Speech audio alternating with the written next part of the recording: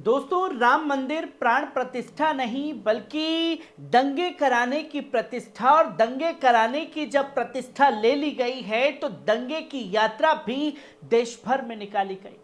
और जब दंगे की यात्रा देश भर में निकाली गई है तो जगह जगह रैलियां निकली, जगह जगह जबरन भगवा झंडे लगाए गए और जगह जगह जो है मुस्लिम घरों पर इस्लामिक झंडे देख करके बवाल काटा गया। और जगह जगह जो है देश भर से तस्वीरें सामने आई कि मस्जिदों के बाहर तांडव किया जा रहा है। और ये तमाम चीजें होती रही, एक नारा चलता रहा कि राम आएंगे। क्या मस्जिदों के सामने तांडव करके राम आएंगे? क्या मुस्लिमों के घर पर पत्थरबाजी करके राम आएंगे? या मुसलमानों की दुकानों और घरों को जला करके राम आएंगे?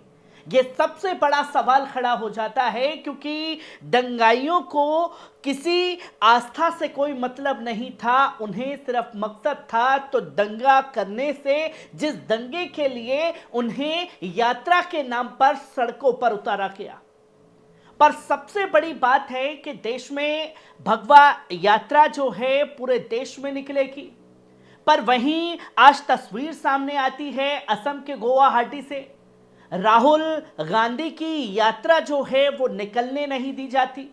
बजरंग दल की रैली निकलेगी, विश्व हिंदू परिषद की निकलेगी, तमाम हिंदूवादी संगठनों की रैलियां निकलेगी, पर राहुल गांधी की यात्रा नहीं निकलेगी। और एक तरफ विपक्ष की पार्टी कांग्रेस को साइड रख दिया जाए तो तमाम मुस्लिम बुद्धिजीवियों की रैलियां नहीं निकलने दी जाती। हमने दिल्ली में कई जगह जाकर के कवर किया कि कैसे ईद मिलादुन नबी की रैलियों को नहीं निकलने दिया गया।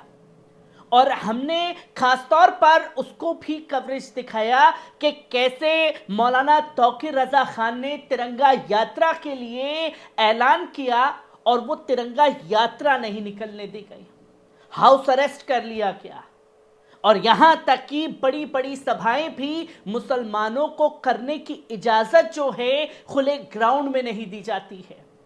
ये तमाम चीजें जो हैं देश में लगातार सामने आ रही हैं। और जब देश में लगातार ये तस्वीरें सामने आ रही हैं तो देश में बवाल भी हर जगह मचा।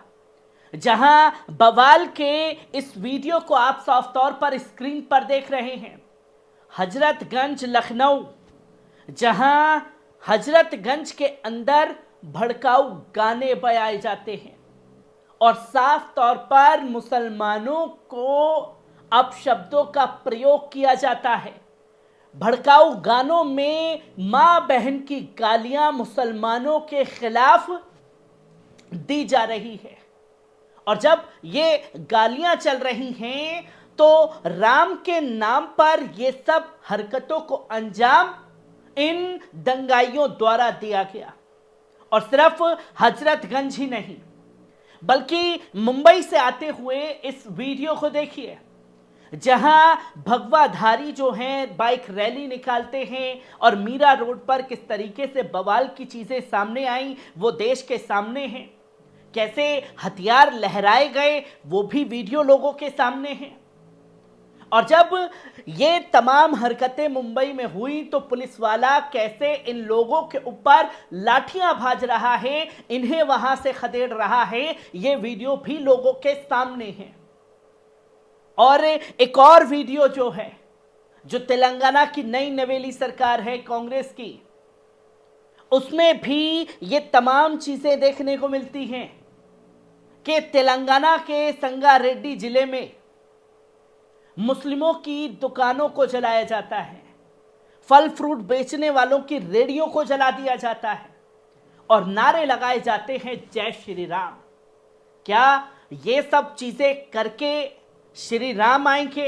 ये सबसे बड़ा सवाल खड़ा होता है, क्योंकि देश के प्रधान सेवक ने जिस तरीके से जनता को, विपक्ष को एक मैसेज देना था वो देश को दे दिया, जहां साफ तौर पर उन्होंने बता दिया कि मेरी ताकत जो है वो हिंदुत्व है और हिंदुत्व के नाम पर मैंने एक ऐलान किया तो देखिए कैसे हमारे दंगाई सड़कों पर उतर आए।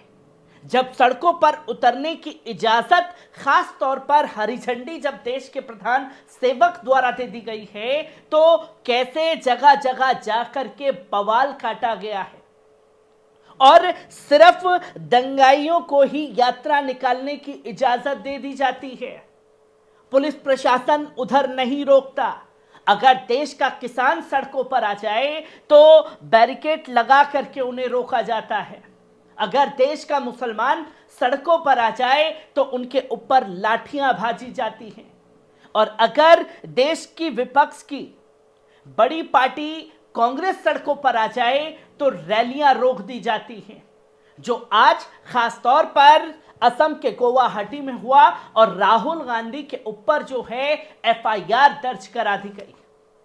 ये जो कानून की धज्जियां सरेआम उड़ रही हैं, इस पर लगातार सवाल खड़े हो रहे हैं और सवाल खड़े हो रहे हैं कि आखिरकार ये एक पूरी प्री प्लानिंग से दंगे कराने की योजना जो है प्राण प्रतिष्ठा के नाम पर की गई है और उस प्राण प्रतिष्ठा के नाम पर किस तरीके की तस्वीरें देश की जनता के सामने आई है, उसे देश की जनता बखूबी समझ रही है। पर देश की जनता को न किसानों से मतलब है, न देश की जनता को मतलब है कि क्या मुद्दे देश में चल रहे हैं, महंगाई है या नहीं है। देश के जो जनता है उसे किसी चीज से कोई मतलब नहीं है। वो खुश हैं कि देश के प्रधानमंत्री ने जो वादा किया वो करके दिखाया और सड़कों पर नारे लगाए गए, जो राम को लाए हैं हम उनको लाएंगे। मतलब खुद की छवि भी भगवानों वाली देश की जनता के सामने परोसती और देश की जनता खुश है, ये भक्त खुश हैं कि भैया देखिए कुछ देश में हो या ना हो, पर देश के प्रधानमंत्री ने मुसलमानों की हवा टाइट कर रखी है, तो इसलिए मेरा वोट जो है वो मोदी जी को। पर यहां गोदी मीडिया किस तरीके से इसमें रंगा रहा, कहीं से भी इस बवाल में जो हरकतें भगवा यात्रा निकालने वालों की तरफ से की गई, ये तमाम खबरें गायब कर दी गई। पर इंटरनेशनल मीडिया ने जम करके धज्जियां उड़ाई, ये साफ तौर पर लिखा कि ये एक योजना के तहत किया गया, जहां बाबरी मस्जिद को शहीद किया गया था और बाबरी मस्जिद को शहीद किए जाने के बाद ये आज अपनी ताकत विपक्ष को दिखाई गई है। और ये कोई आस्था का केंद्र नहीं बल्कि राजनीतिक एजेंडा देश के प्रधान सेवक का खुद है, जो उन्होंने देश की जनता के साथ मिल करके विपक्ष को अपनी ताकत का नजारा दिखा दिया है। हर एक पहलू को आपके साथ साझा करता रहूंगा। दीजिए इजाजत।